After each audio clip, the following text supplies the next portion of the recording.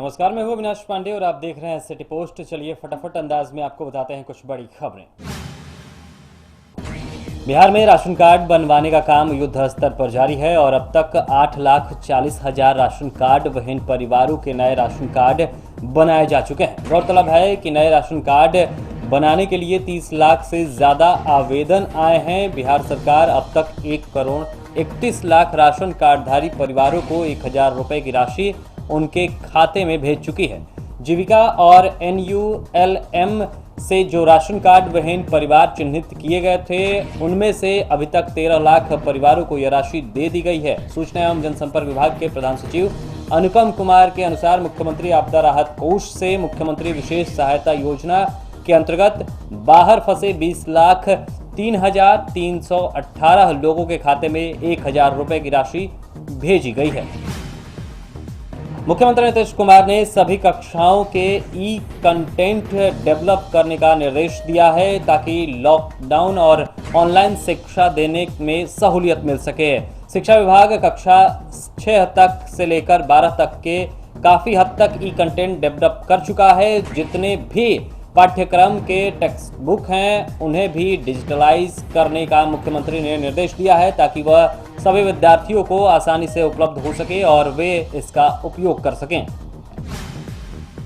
स्वास्थ्य विभाग के सचिव लोकेश कुमार के अनुसार अब तक कुल 53,316 जांच किए गए हैं, जिनमें कोविड-19 के 1,674 पॉजिटिव मामले सामने आए हैं। कुल सैंपल जांच में 3% व्यक्ति पॉजिटिव पाए गए हैं और अब तक 571 कोरोना संक्रमित मरीज स्वस्थ हो चुके हैं, जो कुल संक्रमित व्यक्तियों का लगभग 36% है।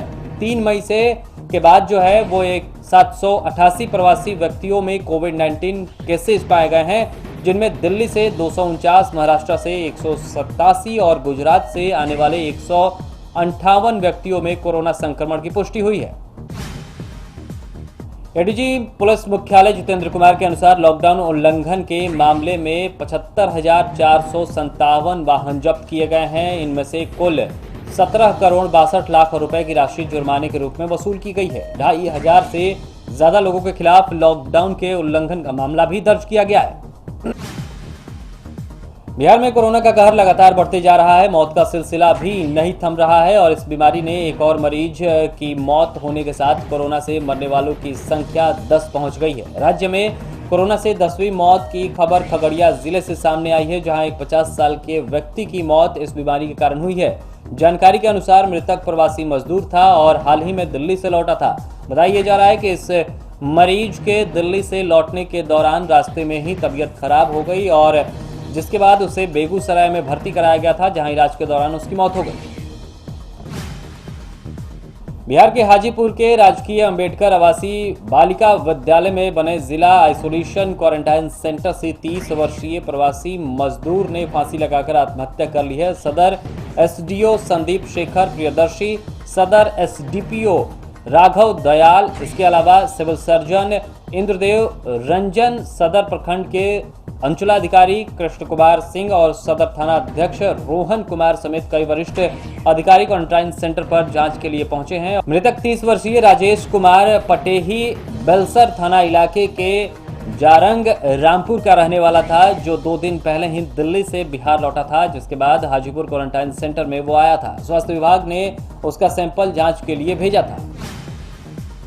NIOS के DLED करने वालों के लिए एक अच्छी खबर सामने आ रही है। लगभग 14 लाख अभ्यर्थी अब शिक्षक बन सकेंगे। 18 महीने के LED कार्यक्रम को उन लाखों शिक्षकों के लिए आयोजित किया गया था जो अप्रशिक्षित थे और शिक्षा के अधिकार कानून के चलते उनकी नौकरी जाने का खतरा मंडरा रहा था। आपको बता दें कि NIOS ने लगभग 13 से 14 लाख शिक्षकों को यह कोर्स करवाया था और इसके लिए संसद ने कानून पारित कर विशेष रूप से मंजूरी ली गई थी और तब अब ये डिग्री सभी समकक्ष रोजगार के लिए मान्य होगा। National council for teacher education NCTE ने भी इस बाबत पटना हाई कोर्ट द्वारा लिए गए फैसले को स्वीकार करते हुए इस कोर्स को मान्यता प्रदान करती है और इस कोर्स को करने वाले शिक्षक अब देश में कहीं भी इसके अनुरूप शिक्षक पद हासिल करने के योग्य माने जाएंगे। मानव संसाधन विकास मंत्री रमेश पोखरियाल ने बुधवार को ट्वीट कर इसकी जानकारी दी। चक्रवाती तूफान अम्फान बिहार में घुस चुका है। बिहार के कई जिलों में इसका असर देखने को मिल रहा है। बुधवार की शाम से ही बिहार के उत्तरी इलाके में कई जिलों में मौसम ने करवट ली है और गुरुवार को भी कई इलाकों में बूंदाबूंदी की खबरें हैं।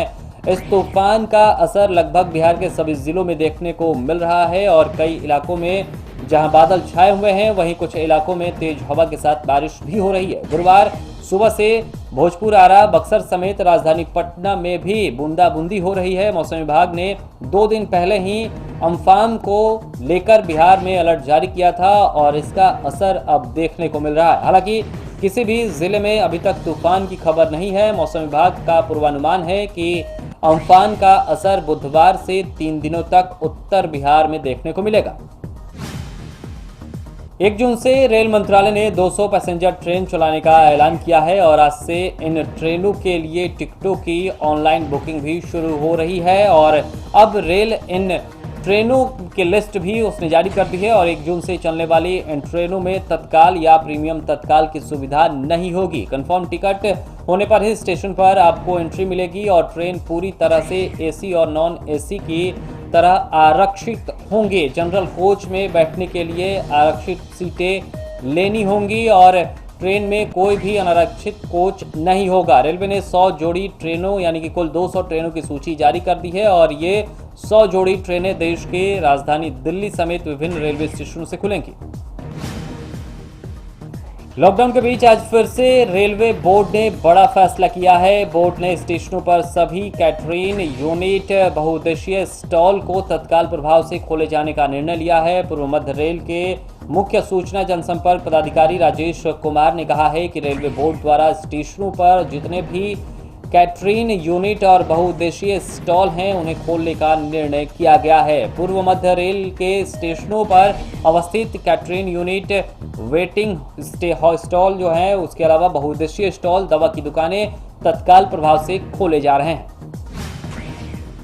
मोतिहारी के एक क्वारंटाइन सेंटर से लगभग 150 प्रवासी मजदूरों के भाग जाने का मामला सामने आया है। चिरैया प्रखंड के महुआवा मध्य विद्यालय में बने क्वारंटाइन सेंटर में रहने वाले प्रवासियों के लिए न तो खाने का कुछ था और न ही उन्हें रहने के लिए व्यवस्था दी जा रही थी। पर जब प्रवासी मजदूरों ने इसकी शिकायत अपने अधिकारियों से बताई तो इसके बाद भी कोई कार्रवाई नहीं की गई, जिसके बाद सभी मजदूर अपने अपने घर निकल गए।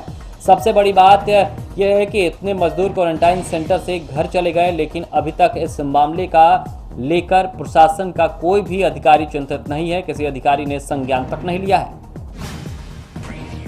कोरोना संकट के दौरान भी लालू प्रसाद यादव खूब एक्टिव हैं और अपने राजनीतिक विरोधियों पर जमकर हमला कर रहे हैं। लालू प्रसाद यादव ने ट्वीट में लिखा है कि यूपी सरकार में हमने विकास कार्यों के लिए बिहार को 1,44,000 करोड़ की धनराशि दिलाई और 60,000 करोड़ का रेल कारखाना दिया।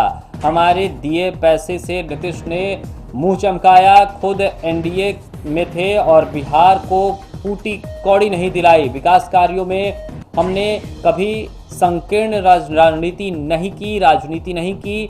लालू ने अपने ट्वीट के साथ अपना एक पुराना वीडियो भी पोस्ट किया है। अब तक कोरोना के मरीजों की संख्या बढ़कर 1,674 हो गई है। वहीं मौत का आंकड़ा भी अब 10 हो गया है और इस बीमारी से होने वाले मौत की बात करें तो मरने वालों में राजधानी पटना के अलावा वैशाली और खगड़िया से 2-2 मरीज, जबकि मोतिहारी, मुंगेर, सीतामढ़ी और सहरसा, सासाराम के रहने वाले 1-1 मरीज शामिल हैं। कोरोना से लगातार हो रही मौत से अब लोगों में भय व्याप्त हो रहा है। कोरोना संकट के बीच बिहार में होने वाले आगामी विधानसभा चुनाव की तैयारी को लेकर टास्क देने का काम भी चालू हो गया है। बीजेपी के आलाकमान ने बिहार चुनाव को लेकर सभी सीटों पर तैयारी करने के लिए कार्यकर्ताओं को टास्क दे दिया है। भाजपा के राष्ट्रीय अध्यक्ष जेपी नड्डा ने पार्टी का नेता कार्यकर्ताओं को विधानसभा चुनाव की तैयारियों में जुटने का टास्क सौंपा है। उन्होंने पार्टी के सभी नेता कार्यकर्ताओं को केंद्र व राज्य सरकार की ओर से किए जा रहे कामों से जनता को अवगत कराने का निर्देश दिया है। बीजेपी के राष्ट्रीय अध्यक्ष जेपी नड्डा ने सभी सीटों पर चुनाव की तैयारी करने का निर्देश पार्टी नेताओं कार्यकर्ताओं को दिया है। सभी सीटों पर तैयारी करने के लिए बीजेपी के आलाकमान के निर्देश के बाद सियासी हलकों में भी बीजेपी और जेडीयू के गठबंधन को लेकर कई तरीके की अटकलें लगने लगी हैं। जब फिर बिहार में बीजेपी जेडीयू का गठबंधन है, तो फिर सभी सीटों पर तैयारी करने के टास्क का क्या मतलब निकलता है, इसको लेकर राजनीतिक गलियारों में अटकलों का बाजार गर्म हो गया। तो फिलहाल फटाफट खबरों में इतना ही। ऐसे तमाम बड़ी खबरों से अपडेट रहने के लिए आप देखते रहिए सिटी पोस्ट। नमस्कार।